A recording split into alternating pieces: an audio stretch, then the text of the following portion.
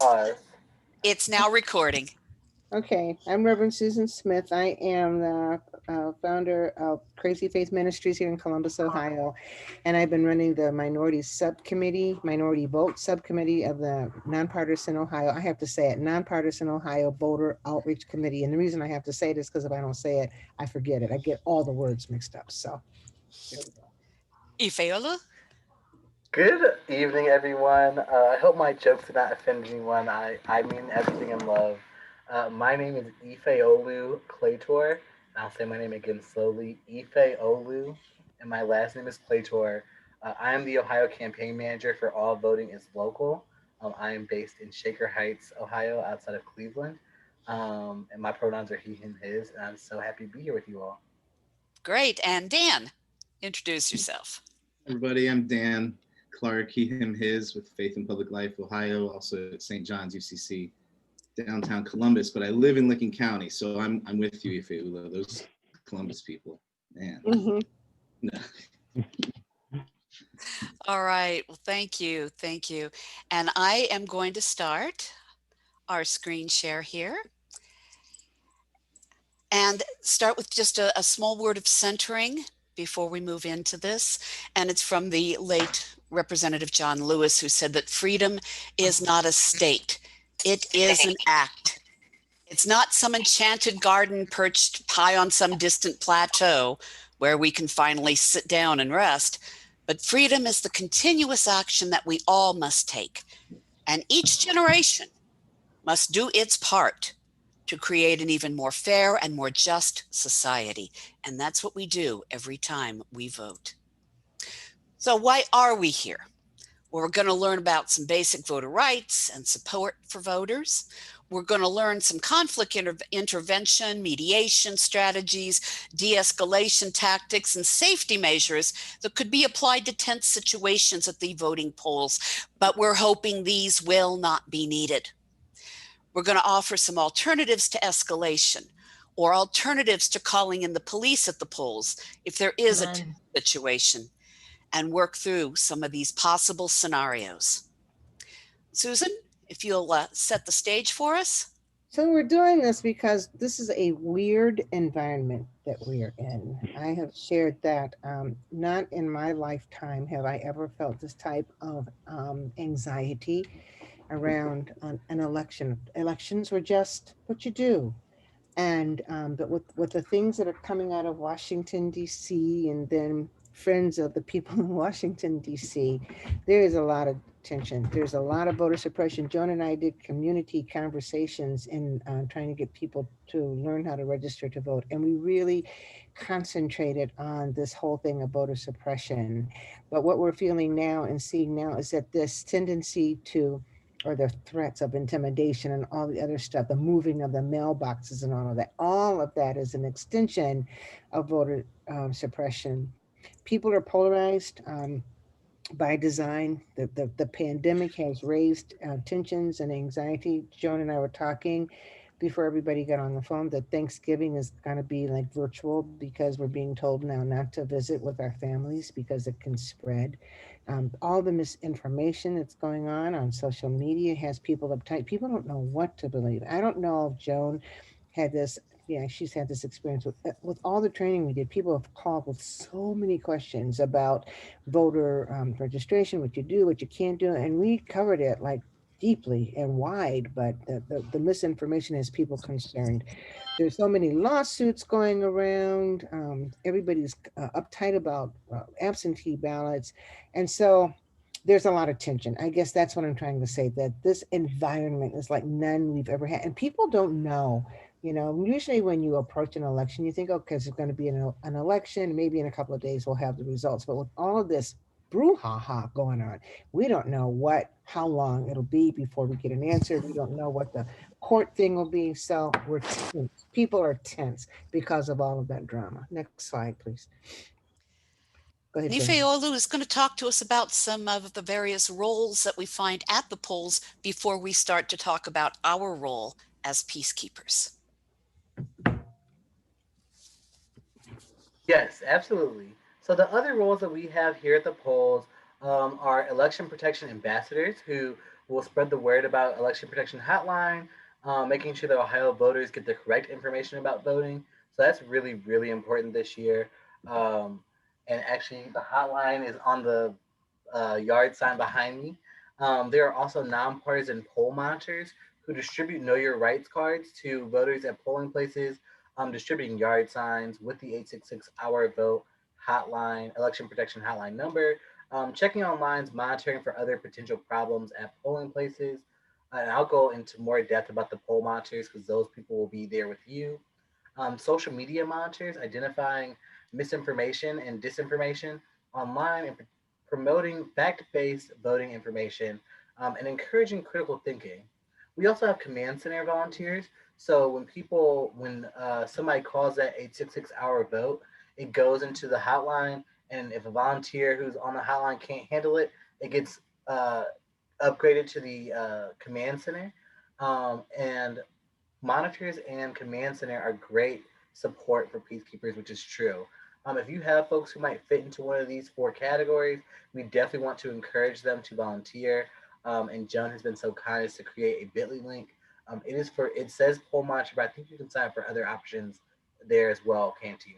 So yeah, Yes. Bitly/, poll monitor, and where these poll monitors are. If you go back one slide for me, our poll monitors are located in Athens, Cleveland, Columbus, Cincinnati, Dayton, Youngstown, Toledo.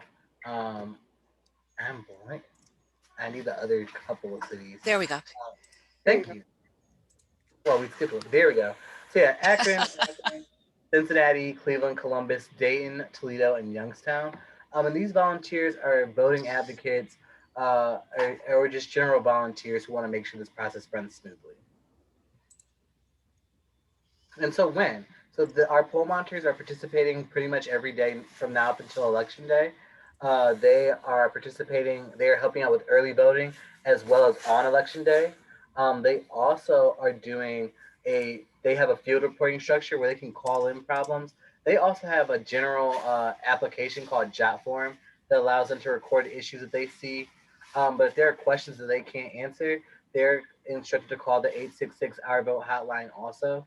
And they can also record general inquiries on their paper forms or on digital forms. The role of a poll monitor is to make sure that voters know their rights, that they are answering questions, that they are assisting voters by checking the registration of voters' registration status, their polling information, stuff with their absentee or mail-in ballot, and they're there to fix problems in real time. The two biggest things, though, is that they are to collect the data from all voter conversations and report systemic and bigger issues to the command center.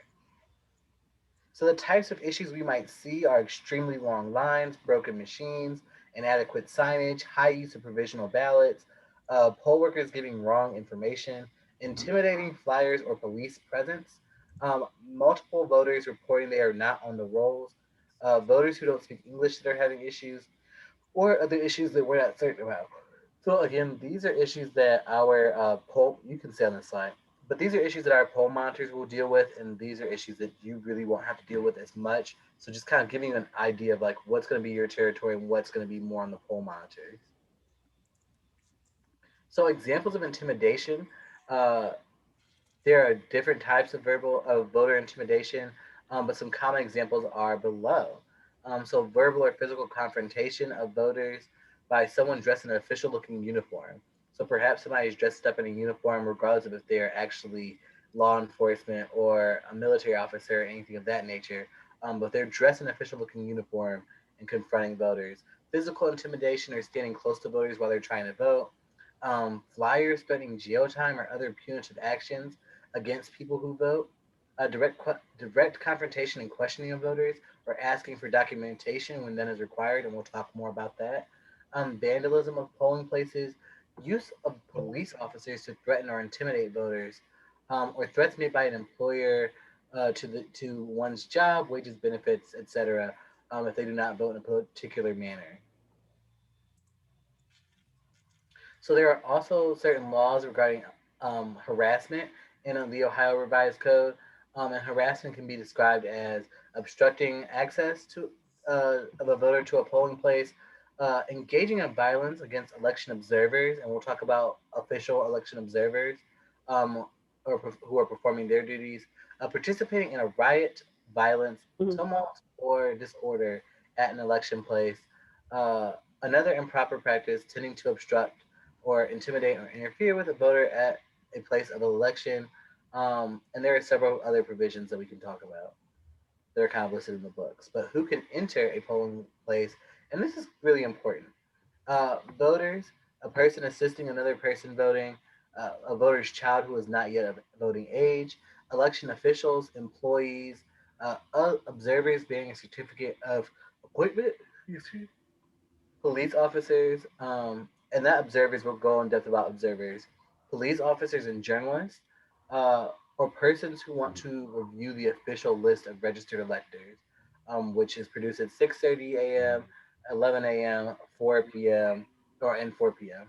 Um, and that's just only if they do not engage in harassing voters or intimidating them or violating election law. So voter challenges, something we hope we don't see, but we want to be aware. Some context I also want to give. While we're talking about the law, it's important for us to realize that we're not lawyers. I want to give folks context of what the laws state and like what the rules are. But it's important that we understand that none of if we're not in the legal profession, this is not our area of expertise. But it's more so give us context for how we're going to be peacekeepers at the polls. But the qualifications of a voter can only be challenged by a precinct election official, not by a private citizen. So I can't be hovering outside of Jones' polling location and say that Reverend Joan isn't actually registered to vote because I don't believe that she lives in this neighborhood, so she can't be voting at this precinct. Um, or this could be for folks who are Hispanic or Latinx. Uh, Somebody might say, well, they're not a citizen. Like, these are things that ordinary people are not allowed to challenge voters. If a voter is challenged by a precinct election official, there's a certain sequence of events that's listed here. Uh, and so they may be required to show grounds. Um, they may be required to show certain identification.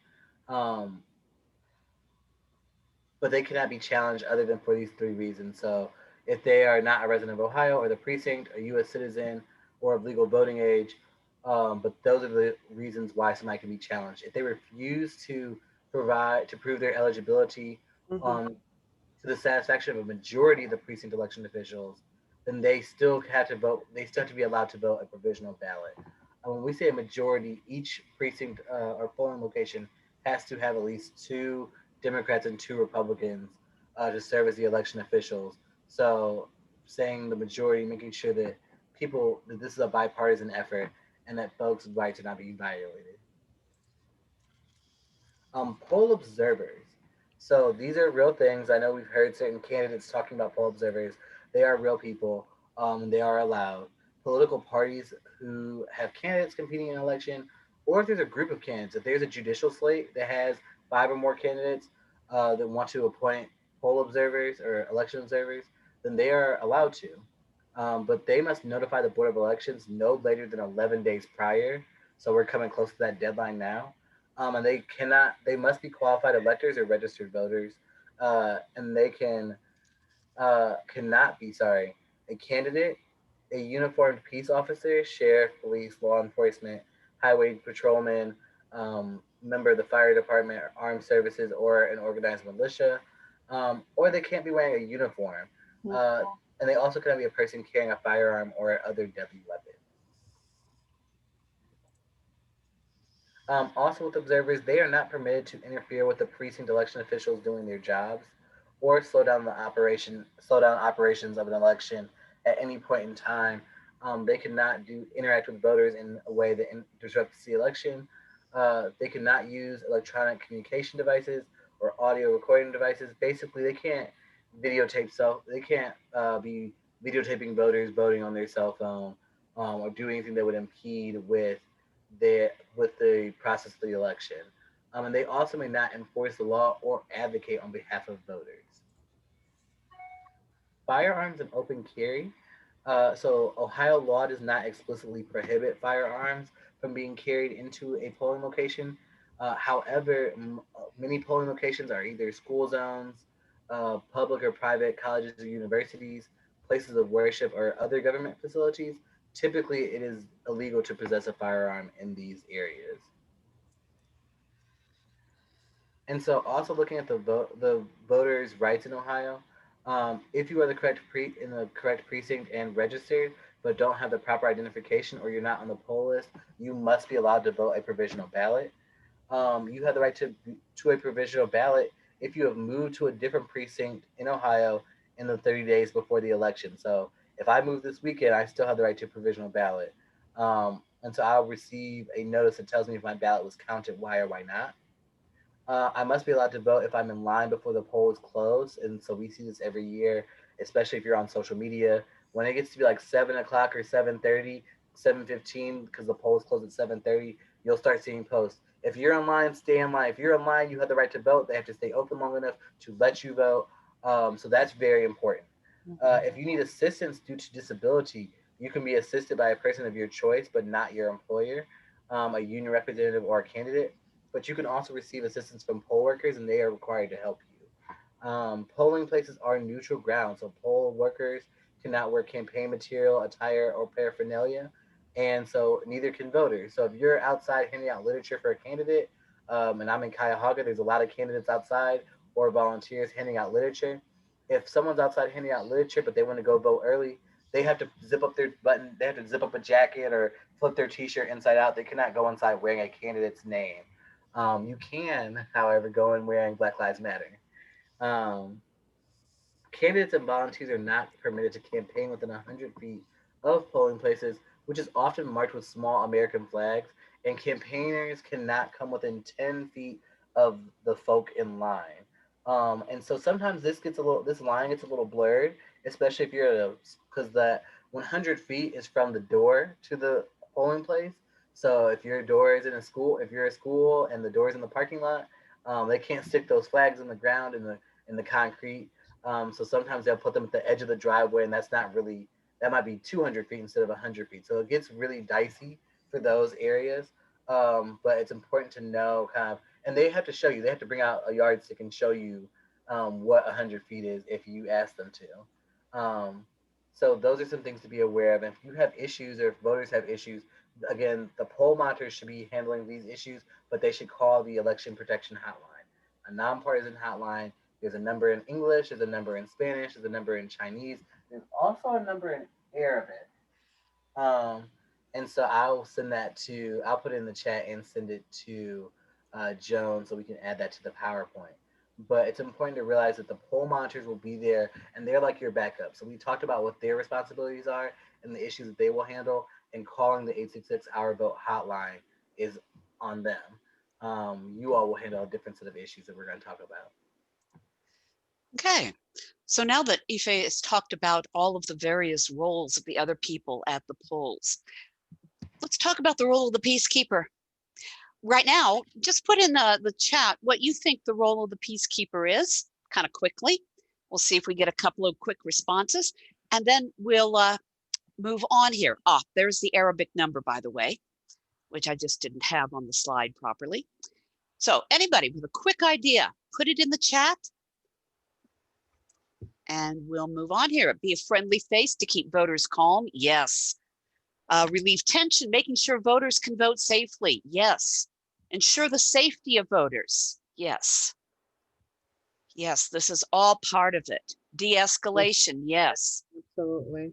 Yeah. What we're talking about here is as the role of you as peacekeepers will be conflict prevention, mostly conflict prevention, de-escalation, harm reduction, so that we can provide a safe and calm and friendly and welcoming and non-intimidating atmosphere at the polls, so people feel like standing, well, nobody feels like standing in line, but they're at least comfortable and feel safe enough to stand in the line for however long it takes. And as we said, poll monitors do most of the information provision, and they're your allies. And they are your hotline to 866 Our Vote. Not that you can't call yourself too, but they are the ones that have it on speed dial. Couple things in preparation that I should tell you about housekeeping. Remember safety first, masks, gloves, hand sanitizer.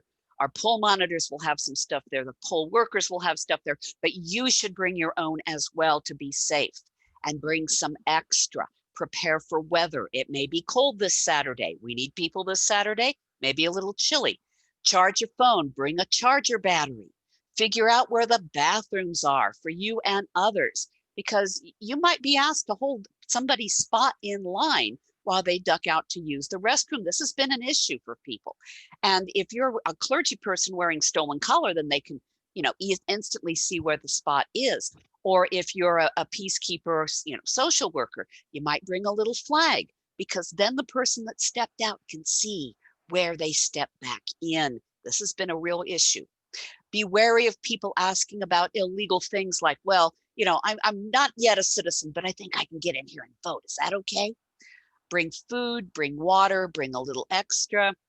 Faith leaders, wear clerical garb, the collar, the stole, the yarmulke, the prayer shawl, etc., etc., etc. These symbols are strong. They convey an atmosphere of peace and stability, and they reassure people.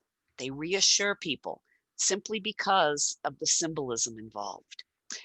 And when you get there, make sure you greet those poll monitors and any of the election officials that are going to be outside of the polling place, so they know that you're one of the good guys and who you are, and introduce your team partner, since we hope that you'll be working with a team member.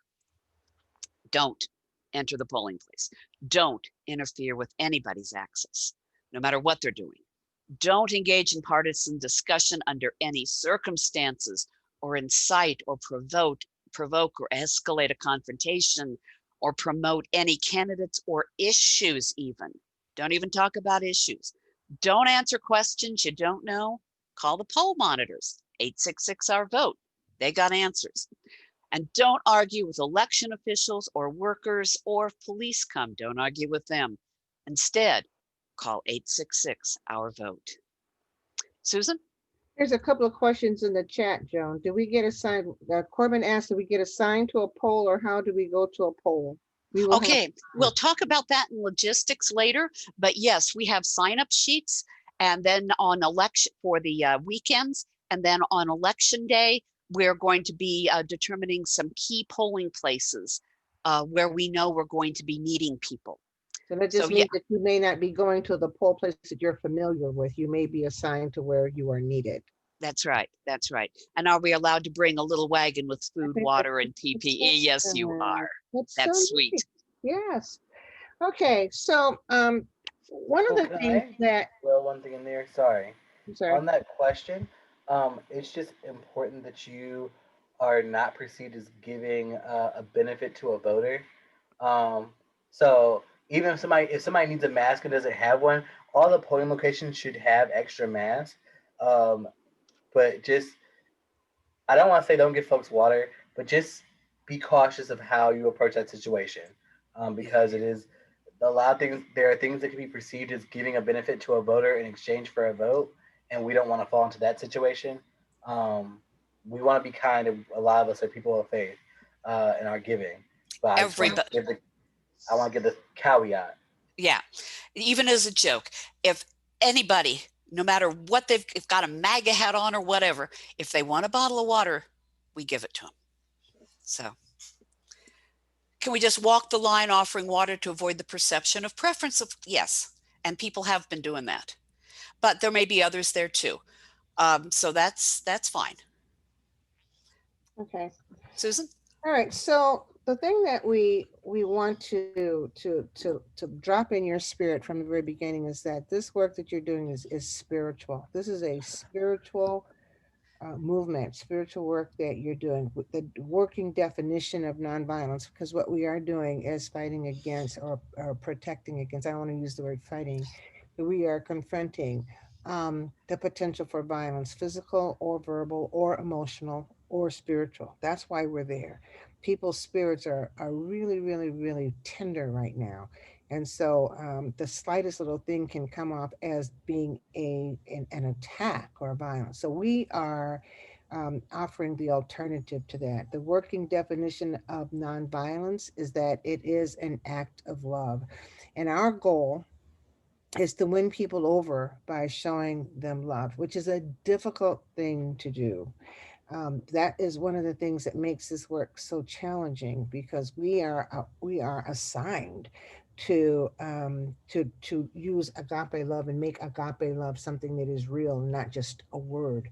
So the biggest thing that we are trained to do, that we have to train each other to do, and that we have to train ourselves to do, is to listen. And it is very difficult to listen to people whom you consider to be obnoxious. It is very difficult to listen to somebody who's being argumentative or confrontational. But the truth of the matter is that listening to people and acting in this whole thing of love is very, very, very powerful. So people are coming to these lines. They've been conditioned by their environment, however they've been raised. We are all products of how we were raised. Nonviolence, it forces a new environment. We can, by our demeanor, by listening, by being attentive, we can actually help people form a new environment or a new conception or perception of a situation. And it allows, and doing that, it will allow us to live and act and react in a different way and thereby cut down some of the tension that we anticipate at the polls. Bernard Lafayette, who worked with the civil rights movement, said that unusual but genuine behavior, has the potential to arrest the conscience of your assailant. So, if somebody, you can go to the next slide. So, if somebody is being a hemorrhoid and you are just, you just can't even stand it, but you remember that the lesson is to listen. So somebody says, "Well, I don't," what says something like totally obnoxious, and you say, "Gosh, can you explain what you mean by that?" It throws them off guard. What people want us to do, what people want other people to do who are in a confrontational space, is they want confrontation to be met by confrontation, and that just escalates the problem. So if we take escalation and meet it with this agape love, with this listening, with this skill that we have to use, we are then applying tools that have been shown to be effective in de-escalation situations. So in this voting season, we have a problem. We have a problem. We have to identify the problem. We have a problem. We kind of mentioned it earlier on, that there's a lot of tension that's been formed because there's so much tribalism, and there's division, and there's misinformation. Nobody knows what the heck is going on. So people are tense. That's the biggest problem, I think. People are tense, and they don't understand where they are and what's going on in this country. Plus, people are grieving. People are grieving because people feel like their country, their democracy, or how they always thought about democracy is gone. Many people in that line will have lost people to the coronavirus. Many people in that line may have lost their jobs. Some may have lost their homes. Some may be living and sleeping in cars. So the tension that we're seeing is caused by all these cascading issues that are coming one after the other in our lives. And so the kind of change that we're looking to affect is what? What would you think that would be? You can put it in the you can put it in the chat. But we're looking for what if we could, by our presence, make this experience so pleasant, so to be so opposite to what they expected, that they leave and say, "Oh, that wasn't so bad." That's what we want. We want people to leave and say, "Okay, that wasn't so bad," and they didn't feel afraid, and they felt like people were listening to them. We are practicing the 6 principles of nonviolence that was given by Dr. Martin Luther King. Nonviolence, this is so important, is a way of life for courageous people. um, when people were trained in the movement, they were told that if they were going to be in this nonviolent movement, they had to be prepared to be arrested, to be beaten, or be killed. Well, ours is not quite that dramatic, but we do have to be willing to take some assault to our spirit and not react. The beloved community is the framework for the future. We are charged to attack the forces of evil, not the persons doing the evil. It's really easy to point a finger and say, "Boy, that person is a pain in the butt," but they're thinking that we're a pain in the butt too. There's tribalism on both sides. They're in their tribe, we are in our tribe, and our job is to make the two tribes kind of intersect. We are supposed to accept suffering without retaliation for the sake of the cause, to achieve the goal goal, and the goal is to show that love works. We are supposed to avoid internal violence of the spirit, our own violence, as well as external physical violence. So that means that we are finding ways to get people to change their verbiage so that they won't be able to assault our spirits, because if our spirits assaulted, then we're not doing any good. So we have to find a way to listen in such a way that our spirits will not be assaulted, and because that internal assault is just as deadly and takes a longer time to heal sometimes than than physical violence. So that's a very important one. And then we have to remember, you have to keep saying it. Sometimes you have to chant stuff. The universe is on the side of justice. And that's what we are there to prove by our presence, by what we do, by what we say, by what we don't say, by how we get people to listen. That's what we're doing. We are proving that the universe is on the side of justice. So there's we've already said it, that the key to nonviolent de-escalation is listening. And I have to share that and if we're going to listen, we have to know our own triggers. Nobody can do this work without identifying their own triggers. And you might want to put in the chat what some of your triggers are. What are something that'll just make you go all the way off the deep end? In this period of time when people don't have masks on and they're being like brutes about it and arrogant and yelling and all that that's a trigger for me. That's a real trigger for me. Or when people are saying things about other people, that's a trigger. So we have to identify our own triggers. It might be that as you go through de-escalation training, you figure out that that's not what I'm called to do. You might decide that you want to be a poll monitor instead, and that is okay. But we have to understand what our own triggers are. Therefore, and if the person that you're working the polls with, you guys have shared your triggers. If somebody is doing something and that's one of your trigger places, your partner can say, no, I think I'll handle that because that's one of your triggers. So the mixing and mingling and understanding that we have to have with each other is critical. We have to understand that people are mad because they think they have not been heard. That's one of the things that the president has been very good with the group of people that he is, his base. They are mad because they think they have not been heard. When people feel like they have not been heard, they are mad. Therefore, if we go into that situation and we are listening, they're going to say, well, Dad, that's going to automatically kind of tamp it down. The worst kind of violence is when people go from being persecuted to being silenced. That's called negative peace. So listening again to people works because their silence is addressed, their sadness is addressed, their issues are addressed, they are shown respect. Nonviolence is an old practice, but we don't practice it as much as we want. And I know that when I've talked to some of the younger clergy people about this, they say, "Oh, Reverend Sue, I don't. If they want a gun, I want a gun." See, that's the kind of attitude that we have to be able to address, see, and be able to dispel and de-escalate. So our biggest struggle, I think, will be to control our own anger, our own tribalism. And if you are immersed in the work of nonviolence, nobody can take your life because you have already given it to nonviolence. It is a spiritual movement. We're going to view a short video now that talks about the various aspects of de-escalation work. And as you look at it in terms of the two main components, prevention and then intervention and de-escalation. 1,700 people on this call tonight, and I'm pretty sure that everyone is here because this election's like kind of a big deal. And so I think everybody really has a lot of expectations about what we're going to be facing at the polls. So just take a moment and think about some of the things that you're expecting to see on election day. I think a lot of us are expecting voter intimidation. We're expecting the alt-right, white supremacists, fake journalists, police, and maybe even the military. And so while there's a lot of hype and anxiety about the potential harassment at polling places, more than likely you're not going to face such extremism. However, it is also likely that there might be some harassers that come on the scene.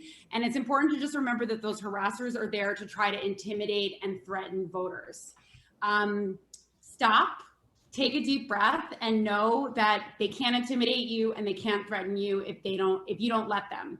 So manage the anxiety of yourself and those around you. You're an election defender. We got your back, and you are here to get trained so that you know what to do when that happens. So the goal of de-escalation is actually about prevention. What happens always with a conflict is that we see people move like a moth to a flame, right? Something goes down and everybody just goes whoosh. That's where their attention goes. And so we want to try to keep things as calm and uneventful as possible. And the best way to de-escalate a situation on the prevention tip is to just start with what you can control. And what you can control is yourself and your team. Check in with yourself, make sure everyone feels calm and comfortable.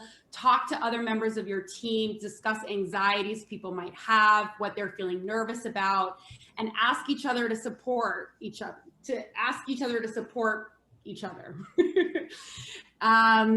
So next slide, please. We're going to talk about our big de-escalation strategy here, okay? So like I said, conflict, what always happens with conflict is we see people move like a moth to a flame. And what we want to do is we want to focus on the voters. So if our strategy is this pyramid, then the base of our pyramid is to focus on the voters. So if something starts to happen, if there's some harassers or some people trying to intimidate voters, just like turn your attention, stay calm, stay with the voters. Be cool and confident and reassure folks in line that they will be able to vote. If that doesn't work, we're hopeful that, if you take attention away from the folks who want attention, that a lot of times that takes the hot air out of their balloon. But the next step then is to ignore people. So if someone is getting harassed, again, go to that person who's being harassed, stay with them, accompany them, escort them, and ignore the harasser until they go away. One strategy that we're going to talk a bit about also is how to create a line with other people between those who are being disruptive and voters. So like a partition with your bodies, document what's going on, but don't engage. And then if ignoring harassers doesn't work, then that's a moment that you're going to directly confront harassers. We're going to go over some more tactics for this, but we just really want to stress that the base of this strategy is to focus on the voters, right? That's why we're here, is to make sure everybody can vote in a free and fair election. So remember why you're here and remember who you're showing up for. Next slide. Okay, so we talked about these two different roles around voter care and de-escalation, right? So some of these strategies are for those roles, but we know that each polling location is going to be different. Some of you may have a lot of members on your team, some of you may only have a few. So we're not going to get hung up on assigning roles, but instead we're going to talk about strategies so that you yourself can determine how to spread the skills out among your team on election day.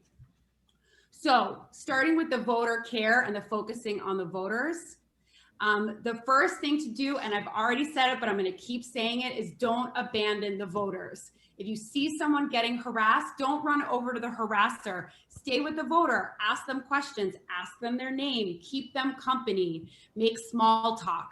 Don't talk about candidates, just like, talk about the weather, talk about whatever else is going on, just so that they feel safe and accompanied.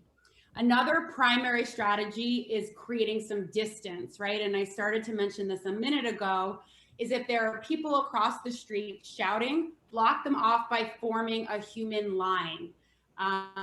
Create some physical space between the harassers and the voters. So focus on the voters, not the people shouting, but really try to recruit some people to use your bodies to create some physical distance. Distraction. So, engage voters online, try to interrupt that instinct where everyone's attention wants to go to the conflict, right? Distract them by encouraging them, give them stuff so they feel safe with COVID, snacks, water, when was the last time you sanitized your hands? So just try to kind of change the tone of the situation, and then also document folks who are being disruptive. And we're going to talk more about where to send that information, but let us know on Slack what's going on. And then the last thing is that if you were able to check out the polling location prior to election day, know where people are going to park, know where people are going to line up, know where there could be a safe space. Knowing the physical location of where people will be is just going to ensure that you'll be more informed on election day. In terms of strategies for dealing with the agitator, this is kind of the de-escalation role, and we're looking really for some folks who have some experience in this area. So this is what you do when ignoring is not going to help the situation resolve itself. You need to intervene, otherwise it's going to get worse. Everybody should know their own comfort level in taking on a risk that comes with engaging somebody who's agitational. And we're going to have more in-depth trainings on this for those who have experience and are interested. If anybody works as a bartender, please tell us so in Slack, because y'all are the best de-escalators I've ever seen. So before engaging, decide your goal. What is it that you want to happen? Is it you want someone to stop yelling? Is it that you want these people to leave? But don't engage unless you have an actual goal in mind. Next is delay, right? Delay is a really useful tactic. Try to engage, repeat the same information, just try to stall. Oftentimes people get bored and they leave on their own. Delegating is also a really great strategy for interrupting conflict. Ask someone to document before you go talk to them. If you're talking to somebody who's agitational, call someone else over and say, hey, can we get some water for this person? Or, hey, do you need a mask? But by recruiting people around you, it makes you feel like you're not alone, and also might help diffuse the situation. And then directly intervene, right? So going and having what is potentially a difficult conversation with someone who's agitational. And I just want to talk very quickly about some of the tactics for that. I'm a dancer, and so for me, how we are in our bodies is really important, and the majority of our communication with other people is nonverbal. So if we're going to de-escalate a situation, we first also kind of need to be like chill and grounded in our bodies. So make sure that your hands are visible, your palms are out, don't hide your hands or keep them in your pockets. For eye contact, if you're talking to somebody who's agitational, eye contact can be difficult. So we say that you can look right in the center of someone's forehead instead of looking directly in their eyes. Listening, showing that you are listening is a really important tactic. Nod your head, make the sound like you're hearing what they're saying, right? Repeat back to them. Let me get this straight. You're angry because the line is too long. Make people feel like they're being heard. Don't touch someone unless their hand is extended to you. Introduce yourself, right? Be clear about your intention. Again, just kind of be calm and grounded and easy in your body. Be aware of volume. If somebody is talking very, very loudly, you can try talking very, very quietly, and then something happens in their brain where they start to kind of regulate their own volume. And ignore any personal attacks on you. Remain on topic, right? Another tactic that we use a lot is using we phrases. So something like, we don't talk that way here, or yelling is not the way we treat people. So make the situation about something larger than just yourself, right? And then the last thing I'll just want to say is that if you need to remove someone from an area, there's a formation that I train people in using that's like a horseshoe. So it's never wise to completely surround somebody who is feeling aggressive, You always want to leave people an exit for them to remove themselves from the situation. So you can grab a couple other people and kind of form a U, and then walk in the direction that you want someone to go, right? And that they can kind of lead themselves out. So the last thing that we're going to look at is an actual polling location. This is actually Shauna's former polling location. Okay. So here we have a church at a busy intersection, right? There are businesses, there's parking, there's public transportation. So this is pretty average polling location, right? So some of the questions that you want to ask are, where are voters going to park, right? So we know that there'll be a concentration of voters in this parking lot. There we go. Right? And here are maybe some voters across the street who are getting off at the bus stop, right? Where is the line of voters going to be, right? And also, because we're in an era of COVID, the line will be even longer because people will be distanced from each other.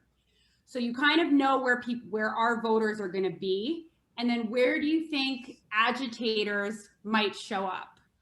Right? Are they going to try to come into the parking lot? Are they going to try to come at a different angle and interrupt people online? So you want to just be able to kind of take a survey of the scene and anticipate where conflict might pop off, right? So thinking about the voters in the parking lot, you can prepare yourselves that you might want to be escorting voters from the parking lot to the polling location. You might want to anticipate where you're going to create a blocking line.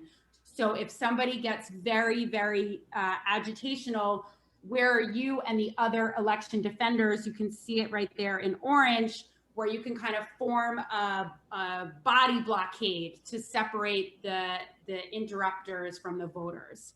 So this is just one way that you can kind of look ahead of time at your polling location and anticipate where some sites of conflict might be, and anticipate also the tools that you're going to need day of, such as forming a human line, escorting people, accompanying people. So this is one way to help you get prepared. And that video is by election defenders, and I'll give you their link at the end of this so that you can see more of their videos or review them at your own time if you'd like to. Want to say a couple words about how we approach people. We first observe the situation. Never do anything without being really aware of your surroundings and what's going on. You introduce yourself. You ask if you can help. And you always ask for consent. You don't just engage, you don't just leap in there because it might not be helpful. So get the consent of the people that you're trying to engage with. And then, as Susan noted, listen, listen, listen. Of course, you're following masking and social distancing as much as the situation will allow, but this is why you also ask for consent, because then you can come within 10 feet if the voter invites you. If the voter says, yes, I need some help, or yes, I'd love to have you stand with me, or yes, I'd love to talk with you a bit, then you're able to move within that 10 feet distant barrier that people have when they're standing in the voting line. Now, we're not there to enforce laws on distancing or mask rules or any other rules. We're not the mask police, but we want to model good behavior there. And always, always respect folk if you find that they need a little more space. I want to just highlight a couple of things on prevention and move through these a little quickly. You will get these slides sent to you. If we can stop situations from escalating in the first place, we're ahead of the game. Faith leaders, we ask you to wear the clerical garb. She reminded you in the video about ignoring the offline harassers. Focus on the voters. Focus on the voters. Distract the voters. Talk about the weather. I know one person who, looking for a way to distract, suddenly started singing happy birthday. Said, hey, Mary's got a birthday over here. She didn't know Mary, but darn it, they sang happy birthday, and that took everybody's mind off the harassers. Polite apologies can help calm things down if you have to intervene. I'm sorry, I didn't understand, or I'm sorry, I don't understand what the issue is here, or, a little apology. Focus on the common ground rather than how they are aggrieved or fighting. We're all standing in this line together, and yeah, it's really hellaciously long, but we want to make sure we can all vote. And you make acceptable space for the conflicting parties to start over. You acknowledge where we are right now and what the resolution might be. When it comes to an intervention beyond the prevention, if folk are agitated, breathe, breathe, breathe, breathe, make a plan. Signal your team member or the other poll monitors, but discreetly. Don't yell at them across the parking lot. Don't abandon the voters in line. You can have a partner or a poll monitor stay with them if you have to intervene. Keep the open body language she talked about. Introduce yourself, but don't tell them what to do. Like, hey, calm down over there, because that'll just blow it right up. Limited eye contact, she noted. You can look right there in the middle of their forehead. Listening, giving space for folk to share their feelings, no matter how dysfunctional those feelings might be. Ask them how they feel, why they feel that way. And of course, no touching, no touching. Speak softly if they're yelling, but don't argue with them. If agitation increases, try the containment and the distance ones. I've often used, I'm sorry, I can't hear what you're saying here in this line with all of this. Can we just take a little walk together and talk about this? Somebody will keep your space in line. Use the horseshoe removal tactic if you've got 3 allies with you. The situation, if it moves beyond containment, of course, any of these situations, you call 866-R-VOTE or have the poll monitor call. And then you can delay if outside help is needed.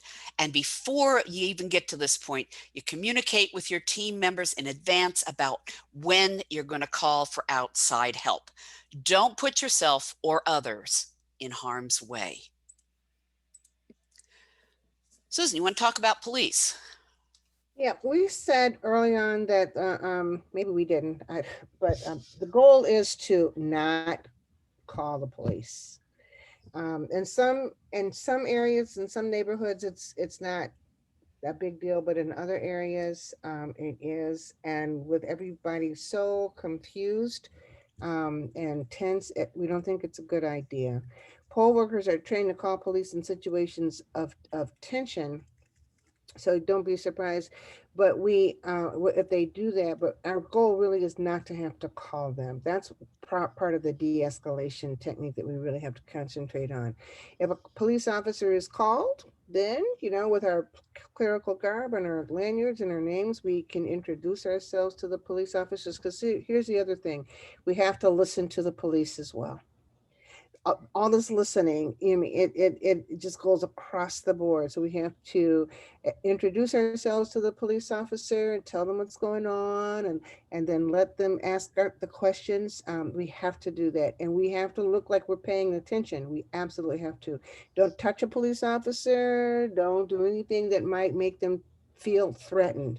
Again, what we're trying to do is look at people as human beings. With all this tribalism, one of the reasons there's so many problems is because we look at each other as objects. We are not objects. Even if it's a police officer that you don't like, at the end of the day, that person is still a human being. So we have to look at the police officer as a human being. We have to do that.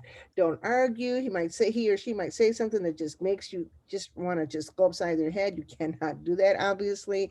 You can't use hostile tone of voice, verbal language. Verbal violence is so critical that we understand what that is. So we can't raise our voice. We can't sound like persnickety. We can't do any of that. Recording our interactions is okay. And we need to be able to advise people around in the situation to remain calm. We're going to believe that we're going to have very few situations like this where the police have to come. But if they do come, we just really have to understand, first of all, to look at them as human beings and not as objects, and listen to them and have a conversation with them, or do something. The same techniques we've used with people in the line are the same techniques that we can use with the police officers, because the people in the line and the police officers are human. If arrests occur, There is no expectation. We are not, this is not like a poor people's campaign, direct nonviolent action. We are not expecting any peacekeeper to be arrested. Let me say that again. We are not expecting you to be arrested. That is not part of this experience. If you are arrested, you can ask why you're being detained. And if you're not arrested, you can just walk away. But if arrested, you say to them, I want to remain silent, and then stay silent. Stay silent. It's an uncomfortable thing to think about, but it may happen. So there's just the basic things. Just listen. Don't put your hand on them. Don't raise your voice. Don't sound sarcastic. Don't look at them like you're not respecting them. That's a big thing with police officers. They feel like if they're not being respected, they can go off on you, and they can. Try to remain calm. Try to keep the people around you calm. And if you are arrested, be quiet. Okay. We want to take a couple of minutes here for Dan to tell us a very wonderful story about a time when intervention did de-escalate. Dan? Yeah, thanks, John. This is about a year and a half ago, and it's a nice little story about the distance technique. And that is that we had heard in the final days of Ramadan that a hate group actually based out of Central Ohio called Coach Dave and the Salt and Light Brigade planned to disrupt prayers during Eid at the Omar Mosque near Ohio State University. So that word came to us, and we began to spread that news, and the leadership of that mosque asked that we show up with a de-escalating, peaceful presence so that their worshipers could come on that holiest of days to the mosque. So we did on that sunny Friday morning, and about 200 people showed up on the side of love and solidarity, and stood along the sidewalk for Omar Mosque, waiting for Coach Dave and the Salt and Light Brigade. And they showed up, about a dozen of them in a couple of vans. They spent much less time there than they thought they would. I don't think they expected to see the community turn out to support the worshipers in that way. And they eventually left earlier than scheduled and without incident, because people showed up, people were together, people were trained, people were connected. And it's just a great little image of what can happen when you provide that distance for folks. Thanks, Jen. Thank you. Thank you, Dan. We're going to do some scenario work right now. So I'm going to give you some scenarios, and as you work through them, remember, what is the desired outcome? Who needs the protection here? What are the potential outcomes? And then think about what tactics you're going to use. I'm going to put you into breakout rooms. And then, is it a low, a medium, a high risk, or an emergency situation? Let me put the scenarios into the chat so you can all have them with you as you go into the breakout rooms. Give me a second here while I paste those in. There, you should see them all. Okay. And now I'm going to put you into breakout rooms, and we're going to talk about these things for 15 minutes. And then we're going to come back and unpack this. So once again, give me another minute while I move you into the breakout rooms.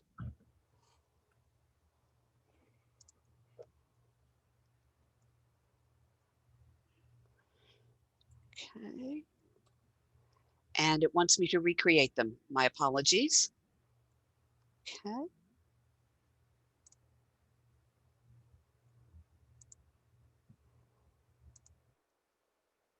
And you should see a little invitation to join.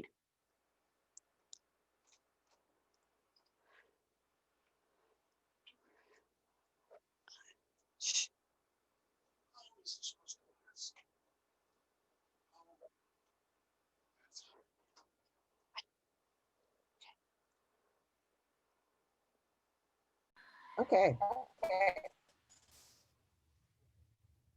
Good to see everyone back. Now, before we talk about what some other groups, other people have said about some of these scenarios, I'd like to hear from each group just one of the scenarios that you worked with and what you thought about it. So any group can start. Somebody Step right in there. Group one. I had a really talkative group, and they're not talking right now. I don't understand. They were so great. You want group one? Group one, we had a really good, I think, answer for the voter who was coughing. Thanks to Reverend Smith. Offering that person some water, showing that you care. Maybe using that as a way to distract them, maybe encouraging them, let's go get the water, so they move away as they're coughing. But also making sure that they want to cooperate, that they want to wear a mask, that they want to keep people safe. Finding out where they're coming from is an important part too. Okay. Group two, tell us one that you worked with. I think I was group two. I was with Corbin, Barry, and Greg. Do one of you all want to share out one of your thoughts from the ones we went over? Not on tonight, Dan. So Dear sure. Barry. I mean, oops. The second scenario, the electioneering one, we sort of talked about how it wasn't our job to be enforcing the 100-foot rule, but rather that our priority was the person who was uncomfortable. So the ideal thing for that would be to talk to that person that was uncomfortable. Or if they weren't really feeling that, we could engage with the person who is electioneering to sort of divert their focus and just be sort of like striking up a conversation, hearing them out without agreeing or disagreeing, so that other people aren't feeling the brunt of that. Okay. Group three, what you work with? I think maybe that was our group. I'll just go for it just in case. Yeah. In the one scenario where somebody was yelling racist or sexist, homophobic slurs at a voter, voter A was yelling at voter B. We had talked about just standing near to voter B and striking up small talk and conversation. I said, asking if they're as excited about This Is Us coming back as I am, or singing happy birthday, things like that, and really keeping our focus on voter B. Okay. Group four.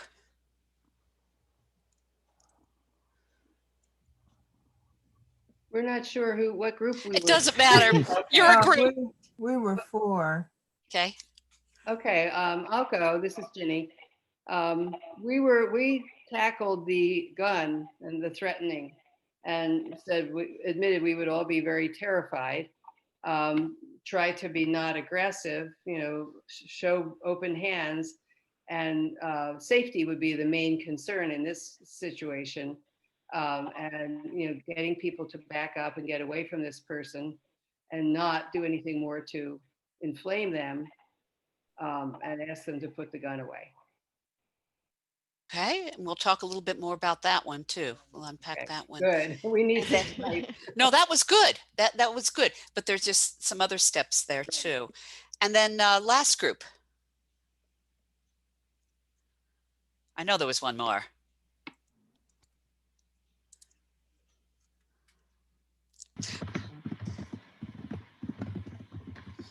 That's okay. As we work through these, what some other folk have said about these, maybe you'll chime in there about the things that you talked about. The parts in red on your screen right now come from some other discussions that people have had, and I thought I'd share those with you. The first one, voter frustrated because they're told they can't cast a provisional ballot. That's a low kind of a low tension situation, but you call over a poll monitor and you report it to 866 Our Vote, who may then call the Board of Elections and may just find out what the issue is around that provisional ballot. And the task there is to enable the person to cast a provisional ballot after talking with 866 Our Vote. Voter A is electioneering. I think you guys nailed that one. Call over a poll worker because you're not the enforcers of rules. And that kind of electioneering is not allowed. Meanwhile, you're offering support to voter B because that is your job. That's great. Poll worker threatens to call the police because two voters are in the line arguing. And poll workers do tend to call the police because that's all they know to do. I mean, that's all they know to do in a tense situation. Did anybody work with that one? And do you have anything to add to what we have written on the screen? I think our group didn't we, Jay and Joyce? Didn't we work with that one? Yeah, Jay, you gave a great answer. You should repeat it. I think what we said was, I don't know where he is. I'm looking at time, but I think think that we said that we would just have a conversation with the police and keep our voices low. That's not what Jay said. Jay, are you there? Yeah, I'm here. Go ahead. Yeah. So I think that it sounds like we are actually close to the poll worker for this to know that they're threatening to call the police.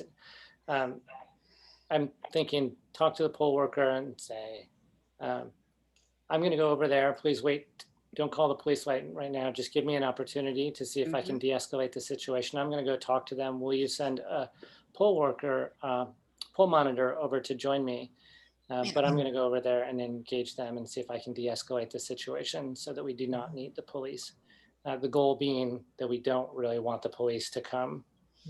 And we also said that depending on where you're being a peacekeeper, that might be a bad thing, because with all the Karen situations, when people say that people are arguing about something and then somebody says they're going to call the police, that could be a problem on top of a problem. So we said that we needed to talk to the people who are arguing and also talk to the person who's going to call the police to get them to tell us what's going on. Exactly. We do not need police there if we are able to get people separated and if we're able to listen to them. The one about the PPE and the coughing, we already heard about that one. Ask if you can help. Always ask for consent. Offer the mask, offer water. If there's curbside voting, that can be offered if they can't wear a mask for health reasons. Some people can't wear a mask because of severe asthma. Ask people maybe in the front and behind to create more space if needed around the person. But we don't want to stop anyone from voting, even if they're maskless. Okay. And then the homophobic language from voter A to voter B. Once again, you ask for permission, consent to help. Are you okay? Is it okay if I spend some time with you? Yeah, you guys already answered this one. Once again, separate and distract and make sure everybody can vote. Did anybody deal with the license plates? The police person checking license plates. That's a form of voter intimidation, yeah. Nina, did you guys deal with that? No, we did not. Okay. But this is where Susan was right about police interaction. Introduce yourself, ask politely what the officer is doing, have a partner record, then have the poll monitor call 866-OUR-VOTE because this is intimidating. Joan, can I ask a question about the coughing person very quickly? I might have made a mistake when I was talking in my breakout room. I thought people could not go into the polling place without a mask. Is that correct or not? They are. Go ahead, Ife. So they cannot stop a voter from voting. If you are entering a polling location without a mask, they will offer you a mask. They will also ask you to vote curbside, but they cannot deny you your right to vote. Right. They cannot force you to vote. They're not going to force you to vote curbside, but it will be very, very strongly encouraged. Right. Can I ask a follow-up on that? I don't want to get too hung up, so I can just put it in chat for later if you'd like. Go ahead. But is there like a process for like voters with disabilities that we might be able to use there? Like even if they don't have severe asthma, but they're coughing, like, hey, can we get this person just to ballot right here and now since they seem to have something going on and get them on their way? That's curbside. Well, any voter should be able to vote curbside. Yeah. But would they still have to like wait in line the same duration for that, or would we be able to?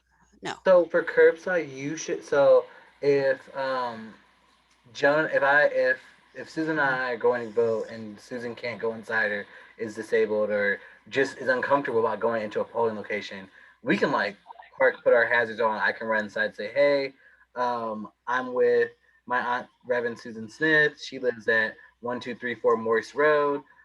She's in this precinct and she wants to vote curbside. They'll bring the ballot out. A bipartisan team of election officials should bring the ballot out. They also have a poll worker outside who does nothing but run and tell people when they have a curbside voting situation during the early voting. And they should have that set up too for most of the major polling centers on election day. Curbside voting is a thing. Okay. Okay. Two or more voters, they're engaging in a fist fight. This is a high tension situation. Assess it with your team partner. Plan, breathe, plan. Call over poll monitors. Is it violent or is it just blustering? You can tell from the body language. Approach again with the hands up, hands open. If they're blustering, they might just quit because somebody noticed them. Distract if they're blustering. Listen to each of them and expressing their frustration. But if it's beyond bluster, don't put yourself in harm's way. Protect others, create distance, keep others from feeding this with more energy. Poll workers will ask the sheriff to step in if there is violence, and you discuss with your partners beforehand when to call for outside authorities. Okay. If you see a weapon, don't panic. You take a deep breath, you step back, because that'll help calm you. In an open carry state, a weapon does not necessarily mean they plan to use it. And if you're voting at a local gymnasium or something, then they might carry that right into the polling booth, and that's legal. But assess and plan, keep yourself safe. Point it out to the team members, your monitors, discreetly. Make the environment as safe as possible. If others are feeling nervous, you might go and talk with them and support them and be with them as they're in line. But don't try to disarm anyone. And then again, discuss with your team members when to call for outside assistance. And if you're threatened with a weapon, Susan, do you want to talk about this one? If it's a scary situation. If you are threatened with a weapon, you, the peacekeeper, of course, you stay calm.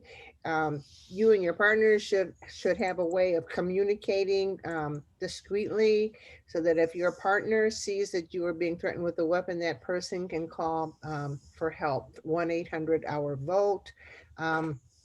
Poll workers, but take the threat seriously. Do not approach the person. Do not try to take the gun away. Step back.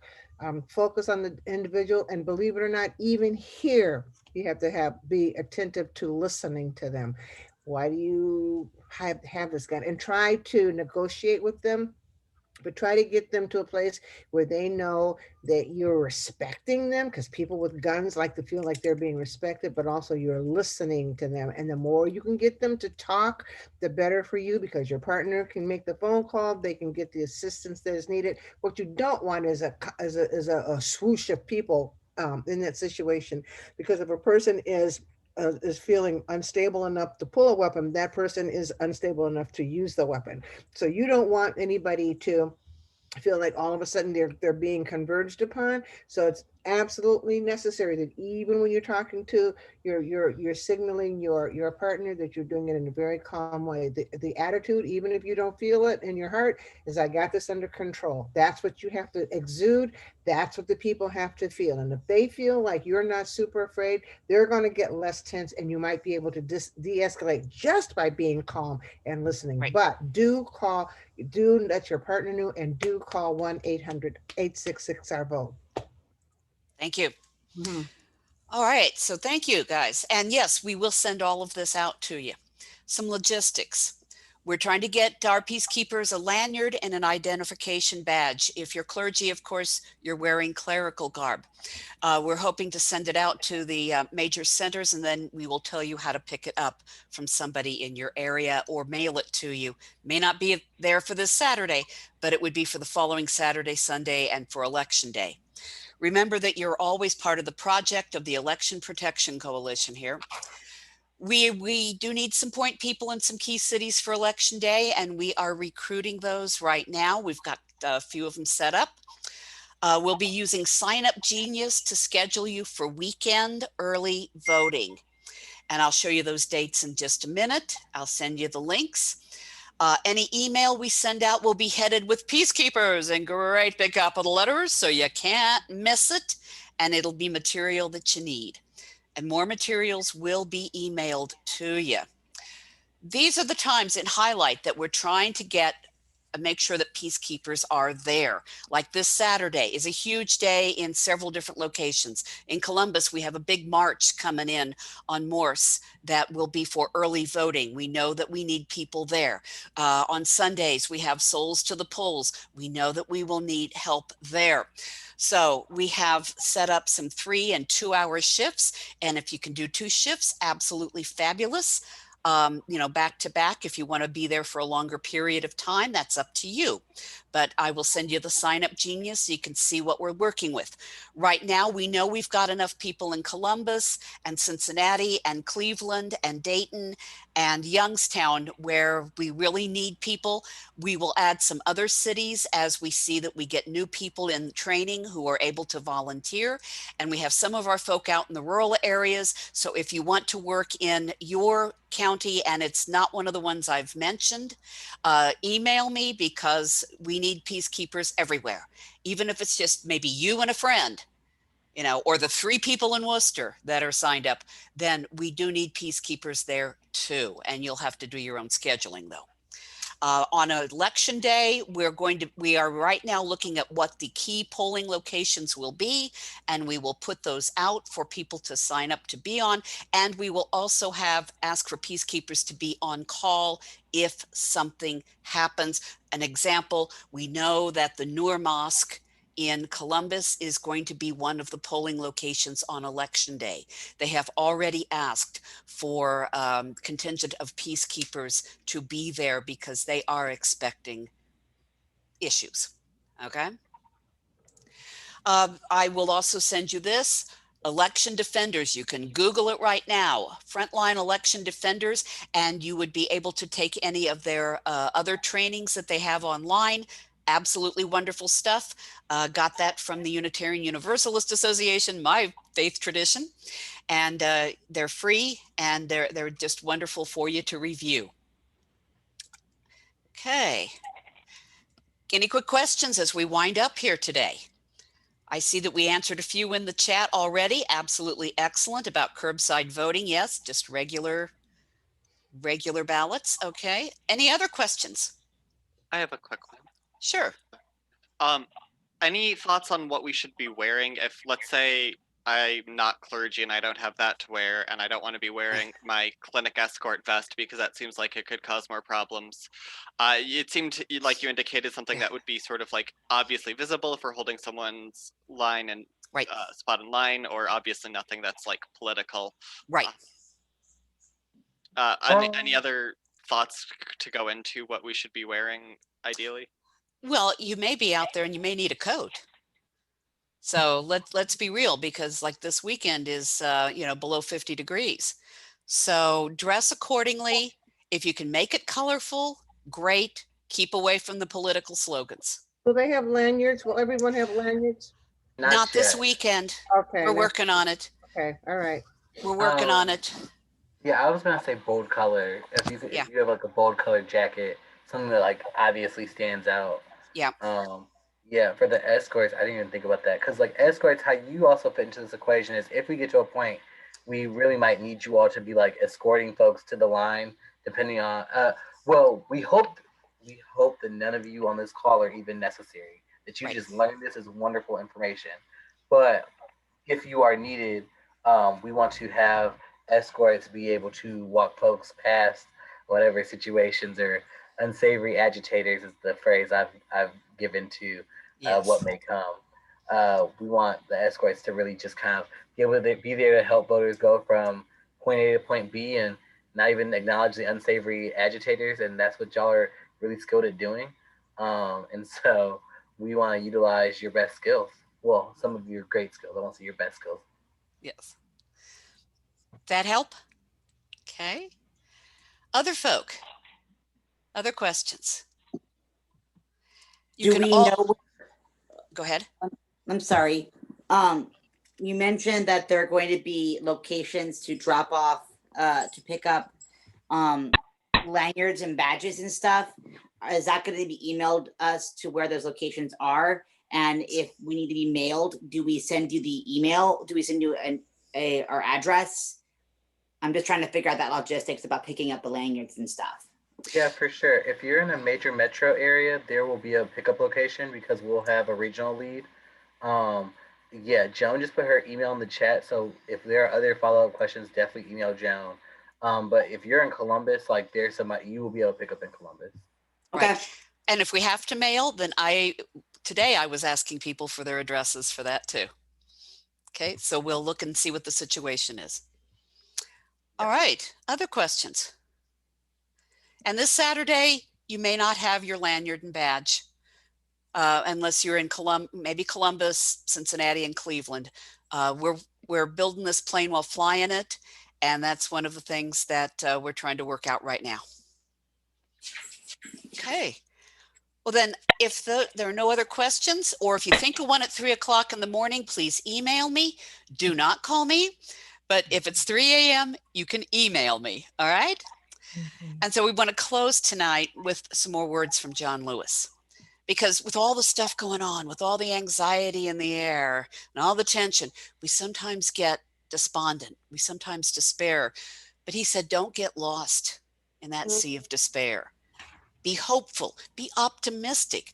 He said, our struggle is not the struggle of a day, a week, a month, or even a year.